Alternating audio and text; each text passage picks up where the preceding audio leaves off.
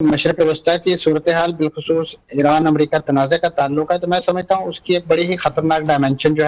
ہے وہ اس وقت آپ کے سامنے رونما ہو رہی ہے،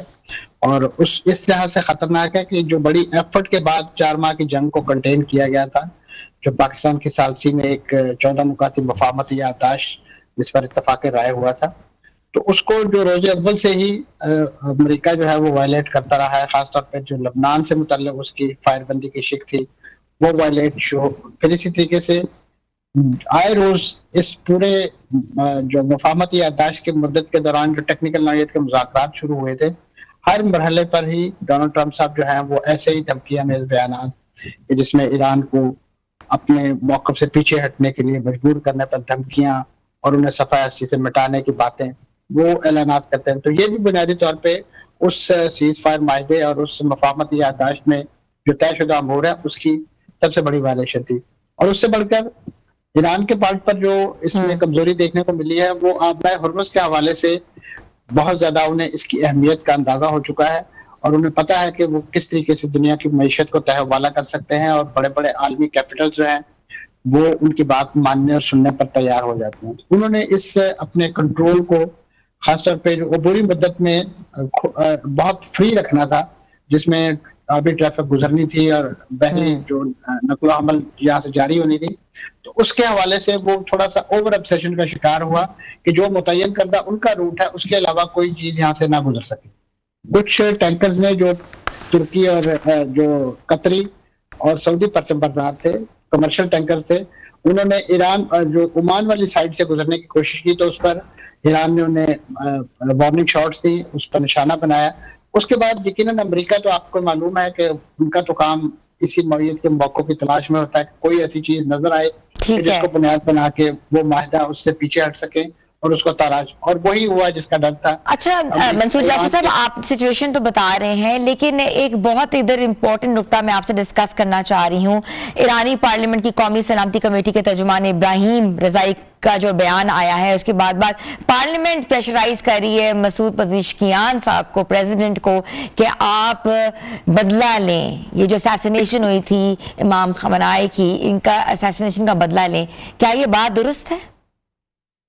اس میں کوئی شک نہیں کہ نہ صرف ایوان بلکہ میدان یہ بھی بات یہی کی جا رہی ہے کہ اس وقت یعنی فیلڈ میں جو جنازے کے موقع پہ جس انداز سے آپ نے عوامی موڈ دیکھا کہ وہاں پہ مکے لہرائے گئے، سرخ پرچم لہرائے گئے، انقلاب کی باتیں ہوئی، اور سب سے بڑھ کر انتقام کی باتیں ہوئی. اور انتقام ایک مقبول نعرہ عام کے طور پہ اس پورے جنازے کے جلوس میں آپ کو ایران سے عراق تک ہر جگہ سنائی دیا.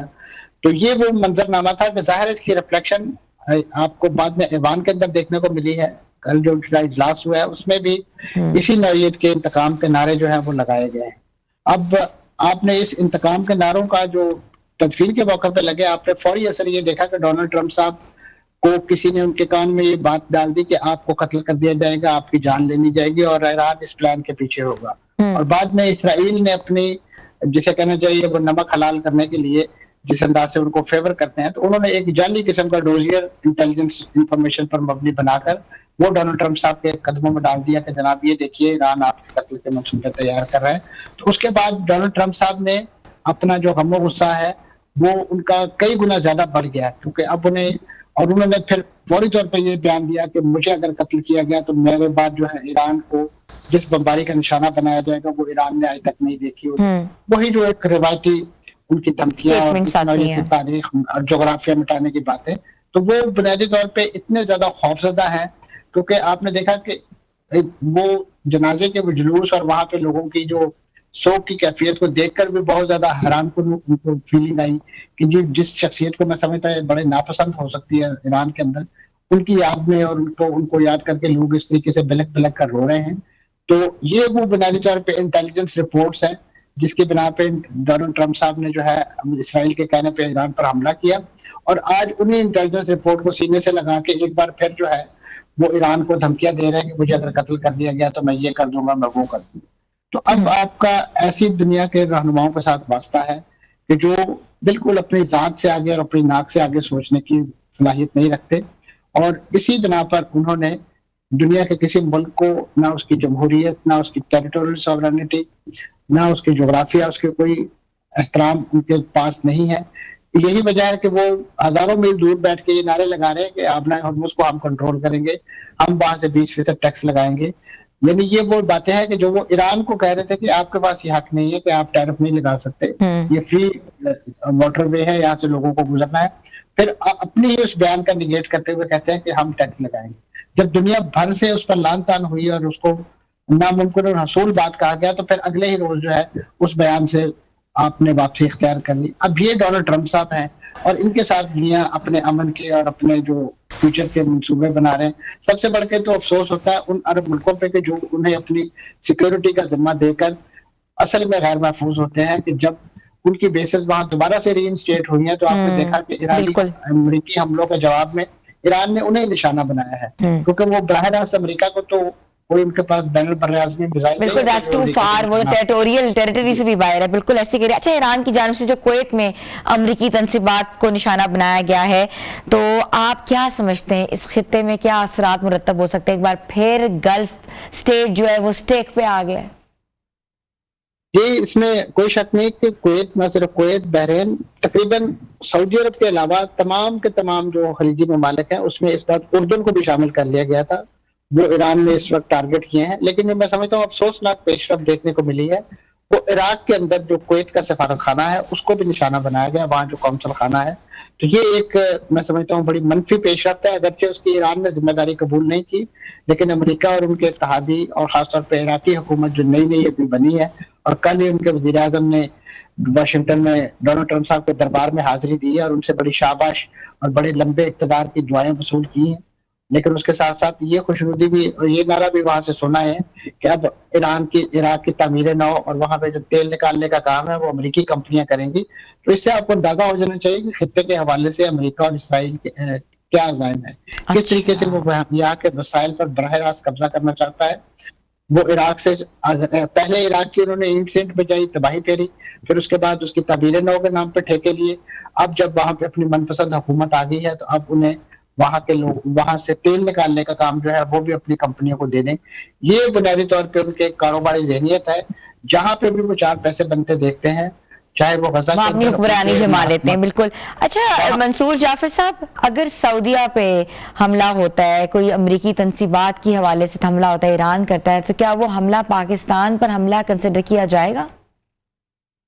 یقیناً پاکستان جس معاہدے میں اس وقت سعودی عرب کے ساتھ بندھا ہوا ہے اس کا تو یہی تقاضا ہے کہ Pakistan is duty bound to protect the sovereignty of the Saudi Arabia. یہی وجہ ہے کہ آپ نے دیکھا کہ جب حوثیوں کی طرف سے سعودی عرب پر میزائل داغا گیا تو اس پر پاکستان نے بہت شدید رد عمل کا اظہار کیا. دفتر خارجہ سمیت حتیٰ کہ اقوام متحدہ میں جو مستقل مندوب ہیں ان کی طرف سے بھی اس حملے کی مذمت کی گئی اور خبردار کیا گیا کہ اس نوعیت کی ایکٹیویٹی جو ہے وہ خطے میں نہ صرف جنگ کو بڑھاوا دے سکتی ہیں بلکہ یہ جو ثالثی کا عمل ہے, جو مذاکرات اور سہولت کاری کا عمل پاکستان کی میزبانی میں ترکیہ اور قطر کے تعاون سے جاری ہے, یہ بھی تاراج ہو سکتا ہے. اور ایسے میں ایران کو یقیناً اس کے مضمرات کا بخوبی اندازہ ہے کہ ایسی صورت میں امریکہ ایک طرف تو ان کے خلاف نیول بلاکر دوبارہ لگانے کے بارے میں سوچ رہا ہے, زمین پر وہ ان کے پل, ان کی تیل کی تنصیبات, ہر نوعیت کا سول انفراسٹرکچر تباہ کرنے کے حوالے سے وہ نعرے لگا رہا ہے اور عملاً اس میں کر بھی رہا ہے کارروائیاں. ایسی صورت میں اگر پاکستان جیسا مخلص ہمسایہ جو ان کے ساتھ ایک ثالثی کے عمل میں موجود ہے, اگر اس کے کسی اتحادی پر اس نوعیت کی کارروائی کے نتیجے میں پاکستان کے لیے اپنی وہ ریڈ لائن عبور ہوتی نظر آ رہی ہوگی, تو پاکستان یقیناً خاموش نہیں بیٹھے گا. حملہ کرے یا نہ کرے لیکن کم از کم وہ اس ثالثی کے عمل کو ضرور روک سکتا ہے یا اس میں رکھنا آ سکتا ہے, اپنا کردار ادا کر سکتا ہے. بالکل. اچھا, روس اور چین کی آپ پالیسی کو کیسے دیکھ رہے ہیں اس تمام صورتحال میں؟ جی, ابھی چین نے تو بڑا فوری اس آبنائے ہرمز کے حوالے سے جو ٹول ٹیکس لگانے کی بات کی گئی اس پر فوری رد عمل دیا تھا. روس بھی اسی نوعیت کی بات کر رہا ہے, لیکن عملاً ان ملکوں کی شراکت جو ہے, روس آپ کے علم میں ہے آلریڈی اس وقت ان دنوں یوکرین میں بڑی طرح انگیج ہوا ہے, اور چین میں ظاہر ہے جب فوری طور پہ ٹیرف کی بات آئی تو انہوں نے, کیونکہ اس کے ذکر ان کے مفادات پر بھی پڑنی تھی, تو انہوں نے فوری طور پر اس پر رد عمل دیا. یہی وجہ ہے کہ ڈونلڈ ٹرمپ صاحب کو اگلے ہی دن جو ہے اپنے وہ 20% والا اعلان جو ہے واپس لینا پڑ گیا. لیکن میں سمجھتا ہوں کہ اس وقت اپنے معاشی مفادات سے آگے بڑھ کر بھی وہ خطے کے عوام کی اور خاص طور پہ ان لوگوں کی کہ جن کی زندگیاں کئی دہائیوں سے امریکی پالیسیوں کی وجہ سے اجیرن ہے, उनको किसी तरीके से खत्म करवाने के लिए और खासतौर पे ईरान को बैंकिंग सिस्टम में वापस लाने के लिए, उनके असासे पागुजार करने के लिए